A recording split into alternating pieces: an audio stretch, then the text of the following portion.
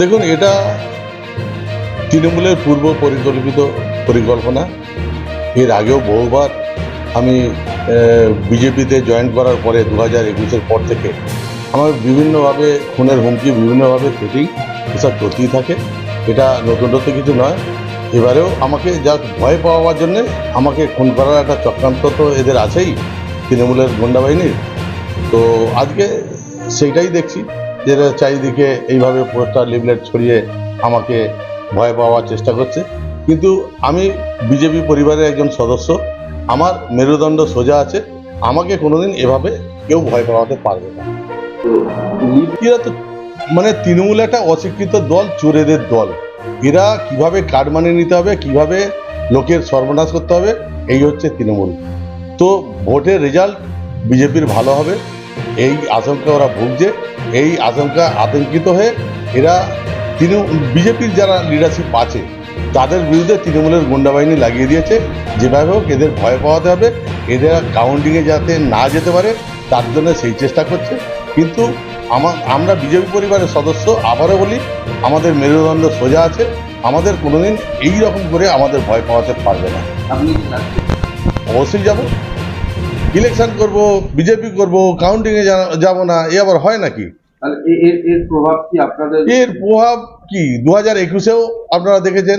2021 মারধর, অত্যাচার, আমার ঘর বাড়ি ভাঙচুর এখন ওই অবস্থায় পড়ে আছে। এতেও আমাকে দমাতে পারবে না।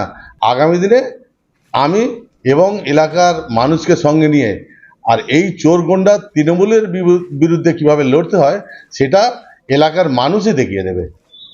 আপনার নাম রয়েছে?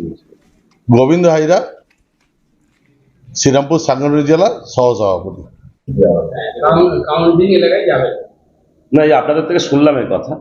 এখন শুনুন, আমাদের তো কোনো ব্যক্তির বিরুদ্ধে লড়াই না। আমরা তৃণমূল কংগ্রেস আমাদের নীতিগত আদর্শগত লড়াই, কোনো ব্যক্তির সাথে আমাদের লড়াই নেই। আমাদের সাম্প্রদায়িক শক্তির বিরুদ্ধে মানবতার লড়াই। আমরা তৃণমূল কংগ্রেস সমস্ত সম্প্রদায়কে নিয়ে চলতে চাই। বিজেপি একটা সম্প্রদায়ের কথা বলে। আমরা পশ্চিমবঙ্গের যে ঐতিহ্য সংস্কৃতি তাকে বাঁচিয়ে রাখার জন্য লড়াই করছি।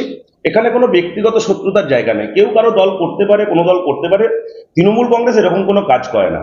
আর এই ব্যাপারে যদি কিছু হয়ে থাকে, প্রশাসনের মতো করে ব্যবস্থা নিক, প্রশাসন দেখুক কারা করেছে। নিশ্চয়ই সত্য সামনে আসবে, এবং সত্য সামনে আসলে বোঝা যাবে কারা করেছে না করেছে। কাউন্টিং এ গেলে গুলি করে দেওয়ার গুলি করে দেবে এরকম এই ধরনের আমি তো প্রথমেই বললাম যে আমাদের কোনো ব্যক্তির বিরুদ্ধে আমাদের লড়াই নয়। আমরা রাজনৈতিক দল তৃণমূল কংগ্রেস, আমরা উন্নয়নের পক্ষে লড়াই করছি, মানুষকে সাথে নিয়ে লড়াই করছি।